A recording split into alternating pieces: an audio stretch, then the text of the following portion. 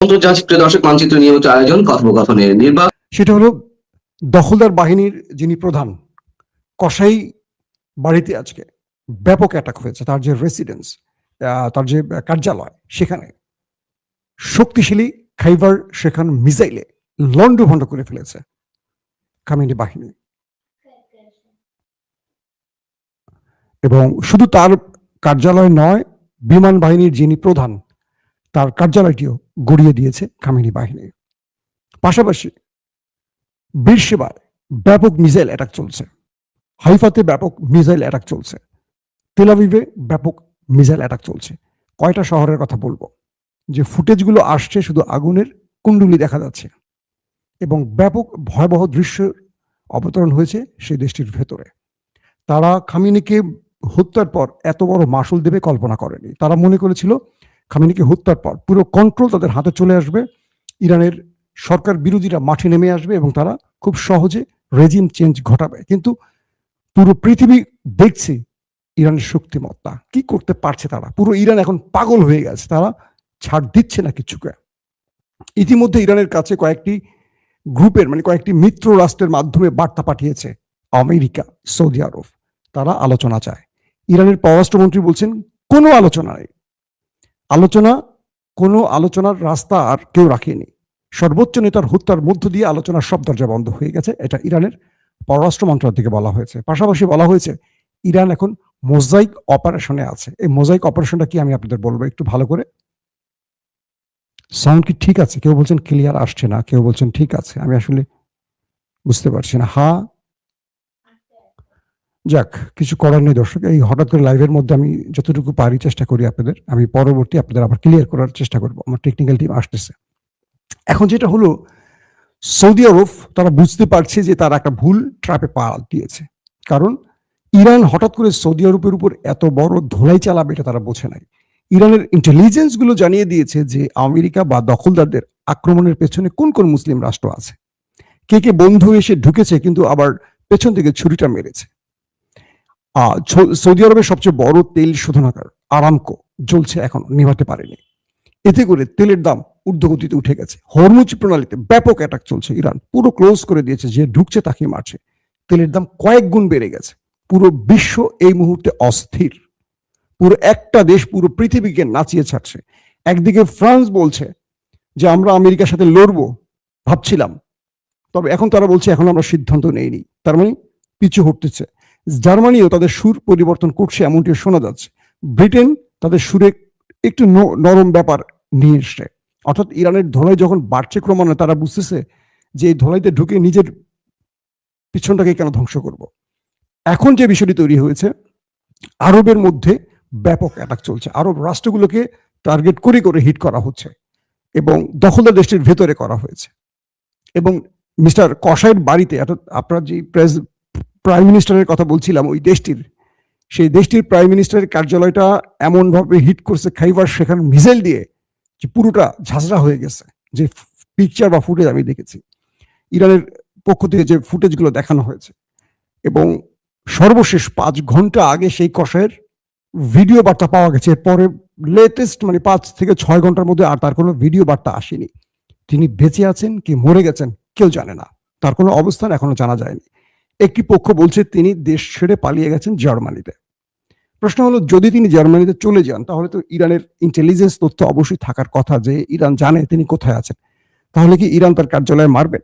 অর্থাৎ এই কাজটি হলো, ইরানের সর্বোচ্চ নেতাকে যখন হত্যা করেছে ইরান, তখন সেই দেশটির সর্বোচ্চ নেতাকে এবার টার্গেট করছে। তাদের বিমান বাহিনীর প্রধান বেঁচে আছেন কিনা এখনো জানা যাচ্ছে না, কারণ সেই কার্যালয়টিকেও খাইবার সেখান দিয়ে গুড়িয়ে দিয়েছে। সবচেয়ে বিপজ্জনক ব্যাপার কি জানেন? ইরানের মিসাইল কেউ ঠেকাতে পারছে না। আর কোনো আকাশ প্রতিরক্ষা সিস্টেম সঠিকভাবে আর কাজ করছে না, পুরো সিস্টেম ভেঙে ফেলেছে। আর ইরান এখন যে কাজটি করছে, সবচেয়ে ডেঞ্জারাস যে বিষয়টি, সেটি হলো কোনো মিস টার্গেটে হিট করছে না, তারা কোনো মিসাইলকে নষ্ট করছে না। বলা হচ্ছে চীনের কাছ থেকে রিয়েল টাইম ইন্টেলিজেন্সে এবং উপগ্রহ তথ্যের আলোকে চীন কনফার্ম জানছে শত্রু কোথায় কোথায় আছে। ঠিক সেই জায়গাগুলোতে টার্গেট করছে। আরব আমিরাত, সৌদি আরব, বাহরাইন, কাতার, কুয়েত, জর্দান, এই যে ঘাঁটিগুলো ছিল সেই ঘাঁটিগুলোকে নিখুঁতভাবে আক্রমণ করেছে। শুধু তাই নয়, প্রত্যেকটা ঘাঁটি থেকে সেই মার্কিন মূল্যকে সেনারা পালিয়ে গেছে, তারা কোথায় উঠছে সেই তথ্যের আলোকে সেখানেও ইরান হিট করছে। অর্থাৎ তারা যে 5 তারকা হোটেলগুলোতে বা রিসোর্টগুলোতে উঠছে, তারা এখন শান্তিমতো মদটাও খেতে পারছে না। সেখানেও টানা সিরিজ অ্যাটাক চলছে, একটার পর একটা 5 স্টার হোটেলকে গুড়িয়ে দিচ্ছে ইরান। সৌদি আরবের পক্ষ থেকে কিছুক্ষণ আগে একটি প্রেস ব্রিফিং করা হয়েছে, সেখানে বলা হয়েছে তারা আমেরিকার এই আচরণে ক্ষুব্ধ। আমেরিকা তাদেরকে বলেছিল ইরান যদি আক্রমণ করে তাদেরকে রক্ষা করবে, কিন্তু এখন সৌদি আরব দেখতে পাচ্ছে আমেরিকা তাদের রক্ষা করছে না, আমেরিকা কেবল ইসরায়েলকে রক্ষায় ব্যস্ত আছে। অর্থাৎ আমেরিকাকে যে ঘাঁটিগুলো দিয়েছে মধ্যপ্রাচ্যে আরব রাষ্ট্রগুলো, কেন দিয়েছিল ইরানের হাত থেকে বাঁচার জন্য বা শত্রুর হাত থেকে বাঁচার জন্য। সেই ঘাঁটিগুলোতে যখন ইরান সিরিজ 27 থেকে 28টা ঘাঁটিকে গুড়িয়ে দিল ইরান সিরিজ, তখন সৌদি আরব বুঝতে পেরেছে তারা ভুল বন্ধু চয়েস করেছে এবং তাদের নিরাপত্তা দিতে তারা ব্যর্থ। এখন তারা নিজের নিরাপত্তা নিয়ে তারা পালাচ্ছে, উল্টো সৌদি আরবের কর্তৃপক্ষ তাদের নিরাপত্তা দিচ্ছে, তাদের হোটেলগুলোতে আশ্রয় দিচ্ছে, কারণ সেই ঘাঁটিগুলি এখন জ্বলছে। এখন সৌদি আরব বলছে যে আমাদেরকে এই বিপদে ফেলে আমেরিকা কোথায় গেল, তারা কেবল ইসরায়েলকে রক্ষায় এখন মাঠে আছে, আমাদেরকে বিপদে ফেলে গেছে। বলা হচ্ছে রাতে আরবের বন্ধুরা অর্থাৎ আরব লীগ বা সৌদি আরব সহ আরো যে আরব রাষ্ট্রগুলো আছে যারা আক্রান্ত হয়েছে, তাদের জরুরি বৈঠক আছে, সেই বৈঠকে তারা সিদ্ধান্ত নেবে। পাশাপাশি মিস্টার কসাই, তার কোনো খোঁজ এখনো মিলছে না, তার নেক্সট ভিডিও বার্তার আগে বলা যাচ্ছে না তিনি বেঁচে আছেন কি মরে গেছেন। আবার বিমান বাহিনীর প্রধানের কোনো খোঁজ মিলছে না, মোসাদ সিনবাতের প্রধানদেরও অবস্থান নির্ণয় করা যাচ্ছে না। কেউ বলছেন বালির নিচে বাংকারে ছিলেন, কেউ বলছেন বিদেশ চলে গেছেন, বাট এখন পর্যন্ত কোনো আপডেট পাওয়া যাচ্ছে না। এখন আপনাদের দোয়ার উপর ডিপেন্ড করবে, আপনারা কি তার জন্য দোয়া করবেন? একটু ভাবেন তো, না কোন দোয়াটা করবেন সেটাও চিন্তা করেন। এখন এই মুহূর্তের আপডেট হলো যে সৌদি আরব তার দূত ইরানের সাথে আলোচনা করতে চায়, ইরান স্পষ্ট বলছেন না, টাইম ওভার। এবং পররাষ্ট্রমন্ত্রী আব্বাস আরাকচি স্পষ্ট জানিয়েছেন ইরান এখন মোজাইক অপারেশনে আছে। এটি হলো ইরানের যে বাহিনীটি এখন যুদ্ধ করছে, নাম হলো IRGC, বিপ্লবী গার্ডস কর্প।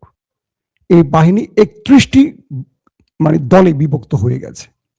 যেহেতু ইরানের সর্বোচ্চ নেতা, তার পরের সিরিয়ালের নেতারা সব শাহাদাত বরণ করেছেন, এখন কোনো কন্ট্রোল ইরানের হাতে নেই। 31টি গ্রুপে ভাগ হয়ে গেছে IRGC, এবং এদের কাছে যে রসদ আছে, এদের কাছে যে প্রযুক্তি আছে, সেই প্রযুক্তির আলোকে তারা এখন অপারেশন করছে। এই 31টি গ্রুপ নিজেরা সমন্বয় করে অপারেশন করছে। এখন রাষ্ট্রের কোনো কন্ট্রোল তাদের হাতে, রাষ্ট্রের কোনো পররাষ্ট্রমন্ত্রী বলবেন বা কোনো আলোচনার মাধ্যমে কোনো সমাধান খুঁজবেন, সেই ব্যক্তিরা তো নাই দুনিয়ায়, সব চলে গেছে। আর IRGCর পক্ষ থেকে বলা হয়েছে যে তারা আর কোনো নির্দেশনা নিচ্ছে না রাষ্ট্রের কাছ থেকে, তারা প্রতিশোধ দেবেন। এই প্রতিশোধের জন্য তারা যা করার তা করবেন।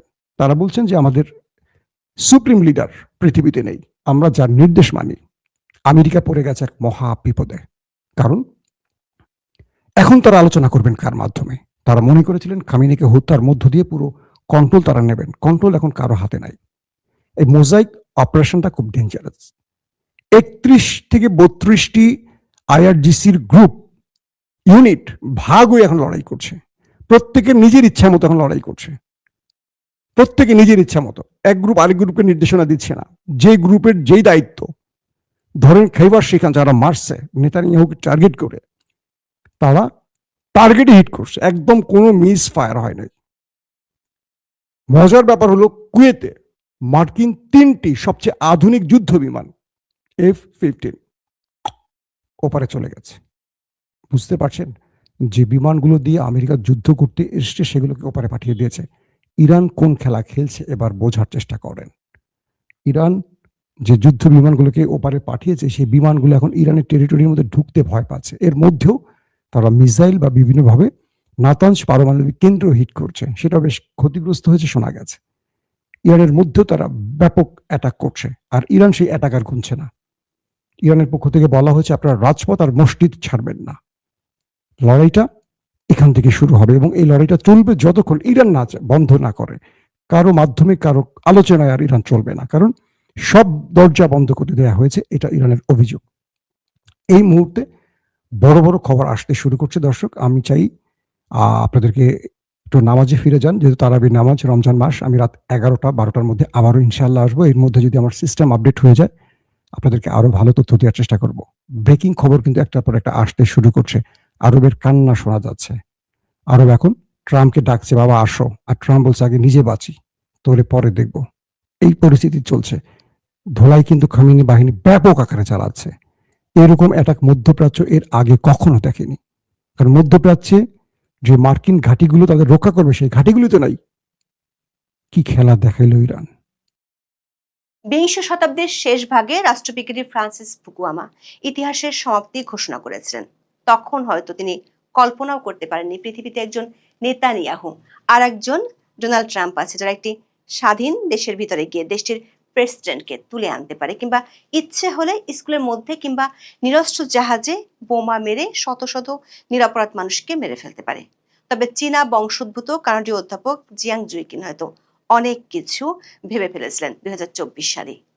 অনেক কিছু আজ করতে পেরে প্রফেসর জুইকিন 3টি ভবিষ্যৎবাণী করেছিলেন, যার মধ্যে 2টি ফলে গেছে, বাকি আছে 3য়টি, যেটি সঠিক হলে ইরান যুদ্ধে ট্রাম্পের পরাজয় নিশ্চিত। কিন্তু এটা কি কল্পনা করা যায়? অর্থে আর অস্ত্রে ইরানের সাথে যুক্তরাষ্ট্রের তুলনা অবাস্তব। চীনের নস্ট্রাডামাস খ্যাত জিয়াং জুইকিনের মতো অসম্ভব রকমের অবিশ্বাস্য ভবিষ্যৎবাণী না করলেও বিশ্লেষকদের ধারণা পাল্টেছে গত এক সপ্তাহে। শুরুতে যেটাকে ভাবা হয়েছিল ট্রাম্পের মাস্টার স্ট্রোক, বিশ্লেষকরা এখন সেটাকেই মনে করছেন ট্রাম্পের কেরিয়ারের মস্ত বড় ভুল। যুদ্ধের শুরুর দিকে ট্রাম্প দাবি করেছিলেন ইরান 10 বছরের জন্য শেষ হয়ে গেছে এবং তাদের বিমান ও নৌবাহিনী নাই হয়ে গেছে। কিন্তু বাস্তব চিত্র ভিন্ন কথা বলছে। ব্যাংকের লকারের মতো গোলাবারুদের হেফাজতখানা থেকে নতুন আর আধুনিক মিসাইল বের করছে ইরান। আমেরিকা ভেবেছিল এই যুদ্ধ ভেনেজুয়েলার মতো দ্রুত শেষ হবে, কিন্তু বাস্তবে এটি আফগানিস্তানের মতো দীর্ঘস্থায়ী সংকটের রূপ নিচ্ছে। পরিস্থিতি যত দূর গড়িয়েছে তাতে হুতিদের ক্ষেত্রে যেভাবে গোপনে সরে এসেছিল, তেমনটাও সম্ভব না ইরানের ক্ষেত্রে।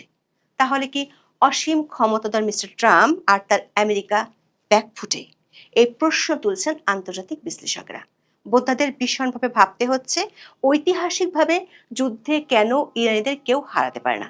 কেন ইরান এক দুর্ভেদ্য দুর্গ, যেখানে আধুনিক সমরাস্ত্র নিয়ে আসা মার্কিন বাহিনীর হাতে আছে 2টো অপশন, হয় ভাগো মানে পিছু হটো, না হয় বছরের পর বছর ধরে যুদ্ধ করতে থাকো, মানে এক দীর্ঘমেয়াদী ও ব্যয়বহুল যুদ্ধের ফাঁদে আটকা পড়ে যাওয়া।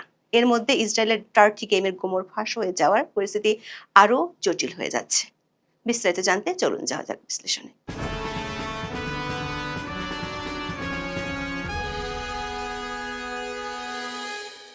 বর্তমান ইরান সংকটকে ঘিরে বেজিং ভিত্তিক অধ্যাপক জিয়াং জুইকিনের নাম এখন বিশ্বজুড়ে আলোচিত, যাকে সামাজিক যোগাযোগ মাধ্যমে চীনের নস্ট্রাডামাস বলা হচ্ছে।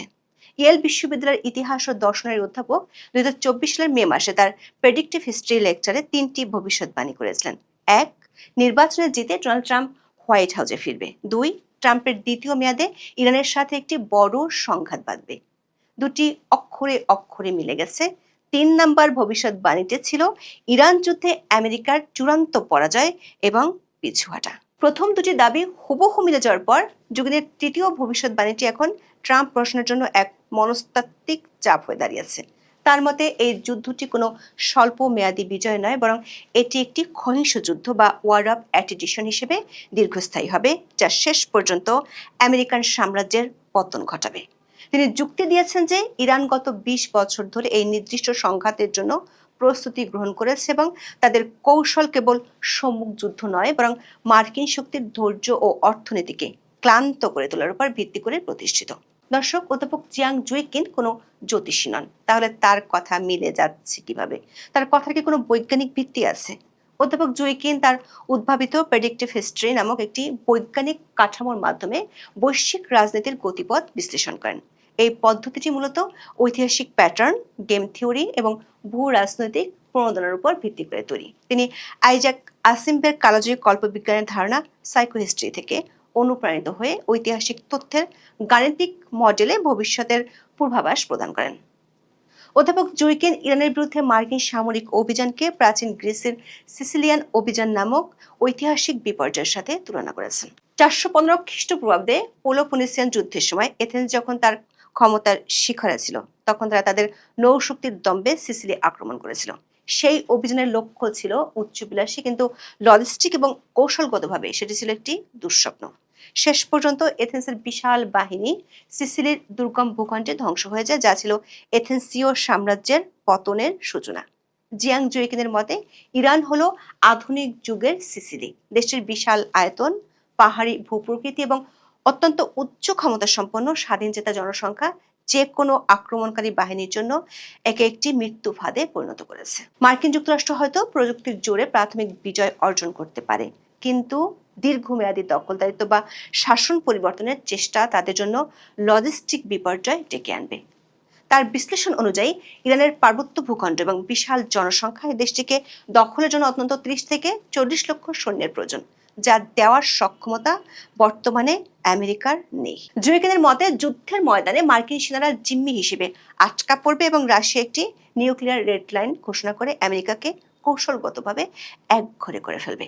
দর্শক, প্রফেসর জুইকেনের ভিডিওটি ভাইরাল হওয়ায় বিশ্লেষকদের মধ্যে ঐতিহাসিক বাস্তবতাকে নতুন করে চিন্তা করার প্রবণতা দেখা যাচ্ছে।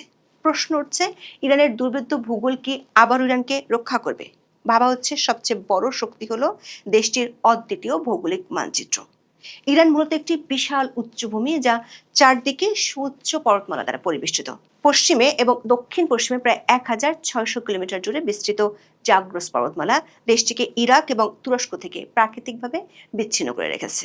উত্তরে আছে আলবোর্স পর্বতমালা, যা কাস্পিয়ান সাগরের উপকূল বরাবর বিস্তৃত। সেখানে আছে ইরানের সর্বোচ্চ শৃঙ্গ মাউন্ট দামাবান্দ। এই পার্বত্য অঞ্চলে ট্যাঙ্ক বা ভারী সাজোয়া যান চালানো প্রায় অসম্ভব, যা বিদেশি বাহিনীকে গেরিলা আক্রমণের সহজ শিকারে পরিণত করে।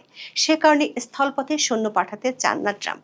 কুর্দিদের দিয়ে আক্রমণের চেষ্টা করছেন। এমনকি আলেকজান্ডার দ্য গ্রেটের সময় থেকে রোমান এবং অটোমান সাম্রাজ্য পর্যন্ত সবাই ইরানের এই পার্বত্য ভূখণ্ডের কাছে নতি স্বীকার করতে বাধ্য হয়েছিল। জাগ্রস পর্বতমালার বন্ধুর পথগুলো অতিক্রম করে একটি আধুনিক যান্ত্রিক বাহিনীকে ইরানের হৃৎপিণ্ডে পৌঁছাতে হলে যে পরিমাণ জ্বালানি এবং জনবল প্রয়োজন হবে তা বহন করা বর্তমান মার্কিন অর্থনীতির পক্ষে প্রায় অসম্ভব। দেশের অভ্যন্তরে আছে দার্স্তে কাভির এবং দার্স্তে লুত নামক বিশাল দুটি মরুভূমি। এই অঞ্চলগুলো জনবসতিহীন এবং প্রতিকূল আবহাওয়ার কারণে যে কোনো বিদেশি সৈন্যদলের জন্য এগুলো এক প্রাকৃতিক বিভীষিকা। জুয়েকেন এবং অন্যান্য বিশ্লেষকদের মতে ইরানের এই ভৌগোলিক মানচিত্রই তাকে একটি দুর্ভেদ্য দুর্গে পরিণত করেছে। 2026 সালে গ্লোবাল ফায়ার পাওয়ার ইন্ডেক্স অনুযায়ী যুক্তরাষ্ট্র ও ইসরায়েলের সাথে ইরানের সামরিক শক্তির তুলনা চলে না। ইসরায়েল একা হলে ইরানের পক্ষে লড়া অনেক সহজ ছিল। যুদ্ধের শুরুর দিকে বিশেষ করে এক নিখুঁত টার্গেটে খামেনি সহ ইরানের শীর্ষ নেতাদের খুন করার পর ট্রাম্প ছিলেন খুশিতে টগবগ। 4 দিনের মধ্যে ইরানের রেজিম চেঞ্জের মিশন নিয়ে যুদ্ধে নেমেছিল ট্রাম্প ও নেতানিয়াহু। কিন্তু সপ্তাহখানেক পর উল্টো ট্রাম্পের চিন্তা বেড়েছে বহুগুণ। সপ্তাহ পেরিয়ে গেলেও মধ্যপ্রাচ্য এখনো চলছে। তেহরানে ব্যাপক বোমাবর্ষণ ও কার্পেট বম্বিং চলছে। অন্যদিকে ইরান তাদের নেতার মৃত্যুর পর ইসরায়েলের তেল আবিব, হাইফা ও জেরুজালেম এবং গালফ অঞ্চলের মার্কিন মিশনগুলোতে পাল্টা আক্রমণ চালিয়ে যাচ্ছে। ইরানের প্রতিবাদ এখন আর আন্দোলনের পর্যায়ে নেই, বরং তা স্বজন হারানোদের শোকের মিছিলে পরিণত হয়েছে। খামেনির মৃত্যু উল্টো আমেরিকার জন্য নতুন বিপদ ডেকে এনেছে। খামেনির মৃত্যুর পর ইরানে কোনো স্পষ্ট চেইন অফ কমান্ড নেই, বরং তারা একটি বিকেন্দ্রীভূত মোজাইক ডিফেন্স সিস্টেম বা ওপেন ফ্রিমোট গ্রহণ করেছে। ইরানের পররাষ্ট্রমন্ত্রী জানিয়েছেন অনেক সামরিক ইউনিট এখন কমান্ডের বাইরে কাজ করছে, যার ফলে আমেরিকার পক্ষ থেকে ভবিষ্যতে কোনো যুদ্ধবিরতি করতে চাইলেও কার সাথে আলোচনা করবে তা স্পষ্ট নয়। দর্শক, ইরান জানতো তারা আকাশপথে মার্কিন এবং ইসরায়েলি বাহিনীর সাথে সম্মুখ যুদ্ধে টিকে থাকতে পারবে না। তাই তারা গত 2 দশক ধরে অপ্রতিসীম যুদ্ধ বা অ্যাসিমেট্রিক ওয়ারফেয়ার কৌশল রপ্ত করেছে। এই কৌশলের প্রধান শক্তি হলো তাদের বিস্তৃত প্রক্সি নেটওয়ার্ক, যা মধ্যপ্রাচ্য জুড়ে মার্কিন স্বার্থে আঘাত হানতে সক্ষম। হিজবুল্লাহ, হুতি, হামাস এবং ইরাকি ও সিরীয় শিয়া মিলিশিয়াদের সমন্বয়ে গঠিত এই অক্সিস অফ রেজিস্ট্যান্স মার্কিন যুক্তরাষ্ট্রের জন্য এক বিভীষিকায় পরিণত হয়েছে। দর্শক, বাহরাইনের মার্কিন 5ম নৌবহরের সদর দপ্তরে ইরানি মিসাইল সরাসরি যখন আঘাত হানে, তখন নিজ ঘরের অস্থিরতা ট্রাম্পের চিন্তা বাড়াচ্ছে। এমনকি ট্রাম্পের মাগা সমর্থক গোষ্ঠীও এই অহেতুক যুদ্ধ নিয়ে ক্ষুব্ধ। সাবেক কংগ্রেসম্যান মার্জরি টেলর গ্রিন এই প্রশাসনকে মিথ্যাবাদী বলে অভিহিত করেছেন এবং মনে করিয়ে দিয়েছেন যে ট্রাম্প জিরো ওয়ার বা যুদ্ধহীন আমেরিকার প্রতিশ্রুতি দিয়েছিলেন। রয়টার্স এবং ইপসোসের জরিপে দেখা গেছে মাত্র 27% আমেরিকান এই যুদ্ধের পক্ষে রায় দিয়েছে। ইরান তার সস্তা ড্রোন দিয়ে আমেরিকার অত্যন্ত দামি ইন্টারসেপ্টর মিসাইল খরচ করিয়ে নিচ্ছে। পেন্টাগন এবং উপসাগরীয় মিত্ররা ইতিমধ্যে তাদের ইন্টারসেপ্টর মজুদ ফুরিয়ে আসার আশঙ্কায় রয়েছে। অন্যদিকে ইসরায়েলের জন্য এই যুদ্ধ কেবল সামরিক নয়, বরং একটি বিশাল অর্থনৈতিক বোঝা হয়ে দাঁড়িয়েছে।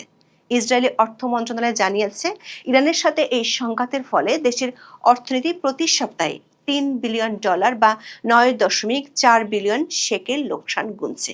শুধু কি ইসরায়েল, এই যুদ্ধের সবচেয়ে বিধ্বংসী প্রভাব পড়ছে বৈশ্বিক অর্থনীতিতে। হরমুজ প্রণালী, যা বিশ্বের মোট সমুদ্রজাত অপরিশোধিত তেলের 20% বহনের পথ, তা এখন যুদ্ধের কারণে কার্যকরভাবে বন্ধ আছে। এর ফলে বিশ্ব বাজারে তেলের দাম রাতারাতি লাফিয়ে বাড়ছে।